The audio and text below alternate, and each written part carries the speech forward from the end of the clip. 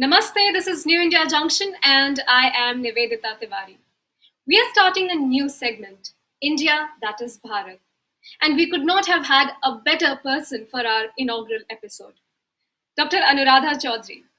Dr. Chaudhary is an assistant professor at the Department of Humanities and Social Sciences and the Rekhi Center of Excellence for the Science of Happiness at the Indian Institute of Technology, Kharagpur. Anuradha ji, welcome. Namaste, and a great privilege to be on your show and for allowing me to do the opening session for your program. I have attended a couple of sessions, actually more than a couple of sessions of yours, and I have noticed that you start with a prayer. So maybe we can start with a prayer and then move on to the questions. So I would just like to start with a very short remembering and offering to the gurus, which is a tradition in ours, especially in the Indian culture. So just a very small invocation to them, and then we can continue. Right. Om Shri Guru Pyo Namaha Hari Om Atha.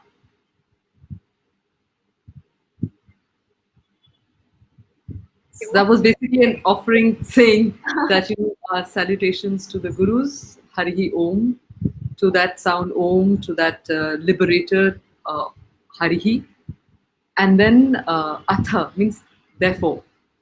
Atha. So we can start. Right. So we've picked this phrase, India that is Bharat, from the Constitution, the preamble to the Constitution. What is Bharat? Where does the word come from? What is its etymology? So I think that you have asked a very, very important question here, for the simple reason that in the Indic tradition, the naming of anything is critical, because that name is not just a signifier in terms of a nomenclature that you have attributed to it, but that name has potentially a very core connect with the identity, the very identity of that substance or that person or that object or whatever. So nama and rupa are two very important foundational ideas of the Indic civilization. So here when we're talking of the naming of a land, we are talking of really defining a certain identity, of not just defining but also creating a certain identity. I think the fact that in the preamble itself they mention that India that was Bharat has has an awakening call for us, that you should not just take our identity merely as being Indians, the anglicized Indians that we call ourselves today, but to try to see what is the echo, what is it really echoing in terms of the name Bharatam, and what does Bharatam really mean, and where did it come from, and what is it all about.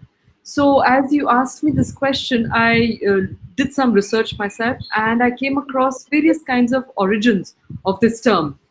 And one of them is that this term Bharata comes from the name of the son of Rishabha. And Rishabha was one of the first Tirthankaras of the Jaina tradition. So it's very interesting that these different philosophical traditions also have a certain claim on this term. So when you say Bharata, then there are different sampradayas, different traditions that can connect themselves to this name. And then you also have in the Rig Veda, they talk of, that there is a king Sudasa who belonged to the Bharata Varsha, who belonged to the tribe of Bharata.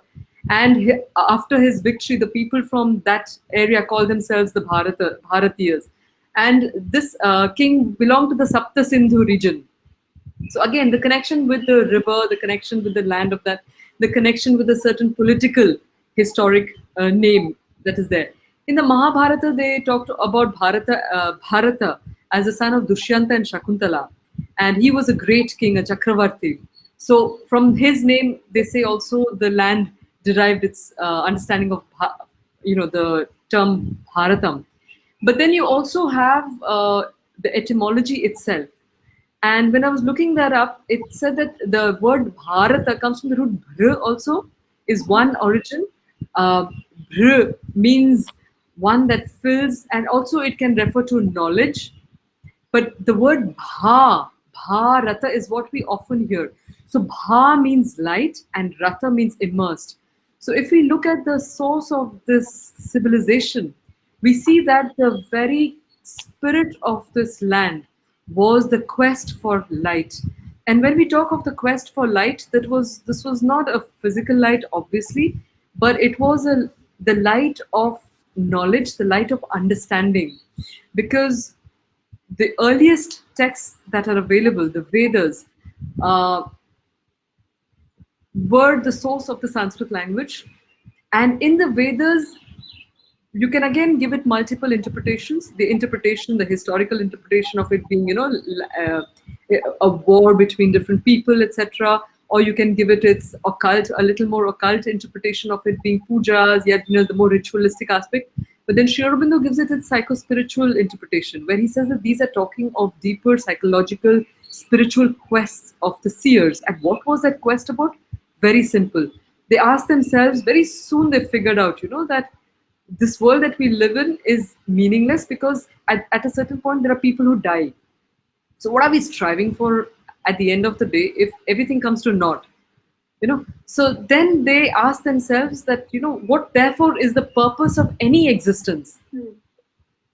And it is this quest that led them further and further into trying to understand the very origins of creation, the purpose of their existence, the relationship with the world around them, fundamental questions. And it is this seeking for the light in the darkness that has been the hallmark of this civilization.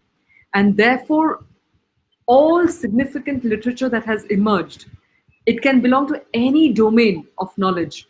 But at the root of that, this quest is echoed, or there is a resonance with this fundamental quest of the rishis, of the seers, of trying to bring light, trying to illuminate the darknesses of our ignorance. So Bharatam is a land that is full of this light of different kinds. And then I spoke to my Acharya from the Veda Vijnana Gurukulam in Bangalore, and he was also the former vice chancellor of the S. Vyasa Yoga University that is there.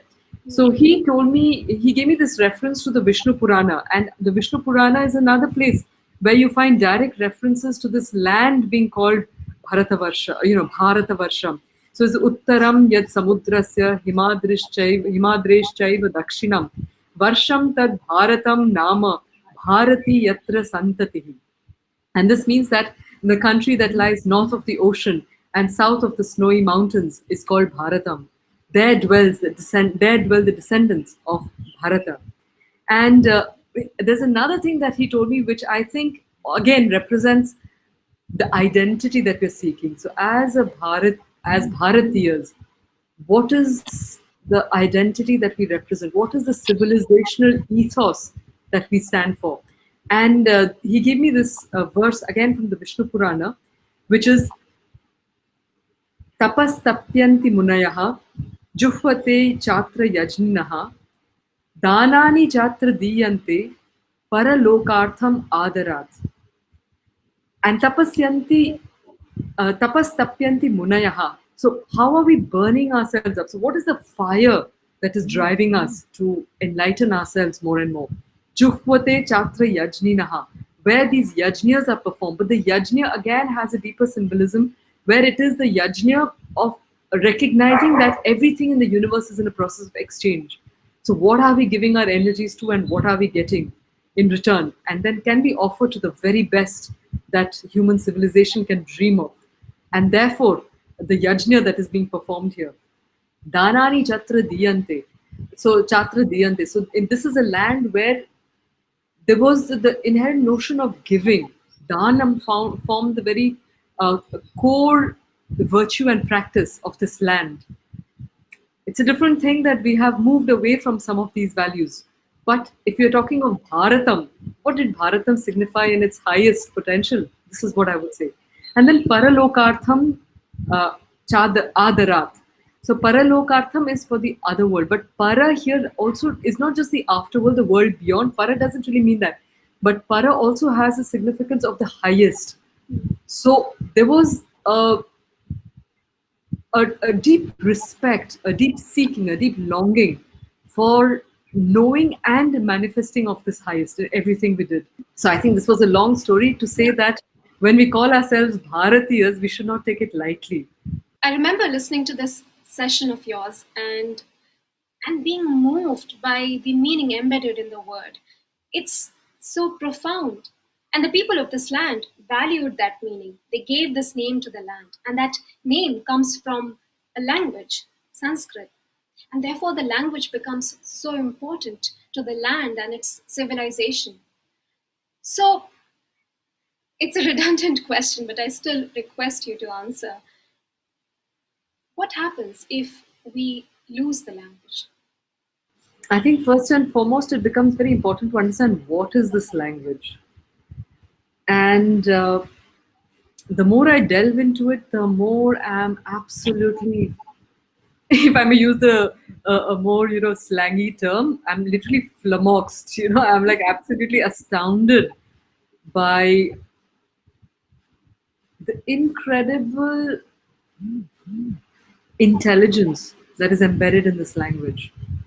At every level of its expression, it reflects the kind of interconnectivity that is the underlying feature of the universe itself. When we go back to Sanskrit, or when we go into the depths of Sanskrit, especially to its origins, we see that this language emerged, or rather has its roots in the Vedas, or the language of the Vedas itself is Sanskrit, and that's the earliest reference that we have to this, to the formation of this language. And the origin itself, as per the Vedas, is something that was heard rather than something that was mentally constructed. So the source of this language has, I would say, origins in the very foundations of the cosmos itself. And that finds its blueprint in an amazing manner in this language. This framework of the cosmic reality has been incredibly captured in the structures of this language, starting from sounds to the visual representation through the letters, through the word formations, through the grammatical structures.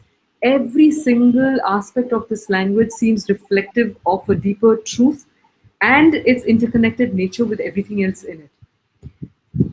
And therefore, we also recognize in the Indic civilization or with Vedic thought that the universe is a multi-layered world.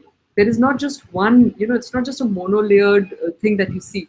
There are various levels. And if there is a truth at one level, and you find a densification of that truth through different levels. And Sanskrit captures that phenomenally. And why is that so important for us as a people, first and foremost? And then we can talk about what happens when it dies.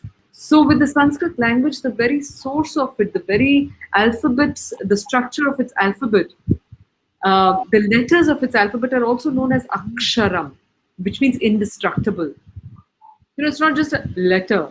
It is it is the it is a collection of indestructibles. And that in itself is so amazing. Amazing. And then you call it the varna mala, the garland of colors. Now, what do you mean by colors?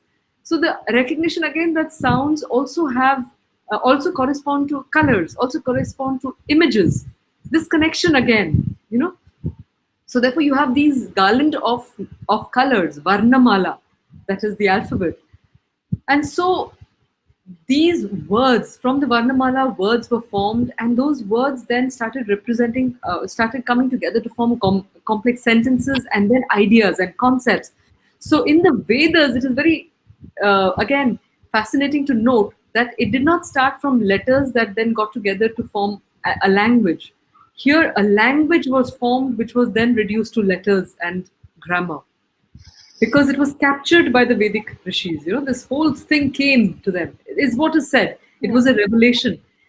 And if you think about it in depth, it really is not so far fetched. I mean, we just unfortunately in our modern way of looking at things we've got so linear, we've become very, our thinking has become very linear, and we think of things only having developed in one way.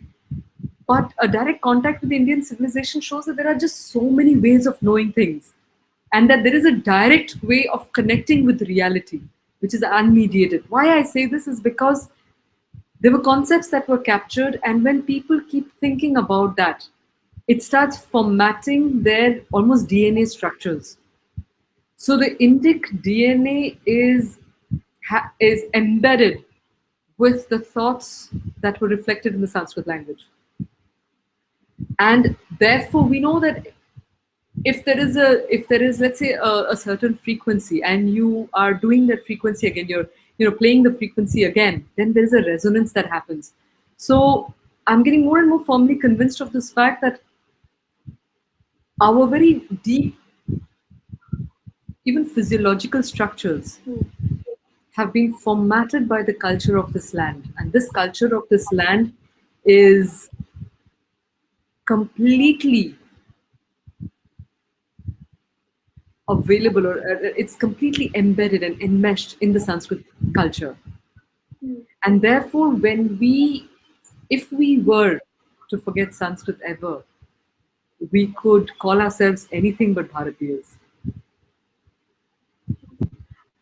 I would, I'm probably, pushing it a little far, because it is also true somewhere that the truths that the civilization spoke about or they saw are not captured only in the Sanskrit language.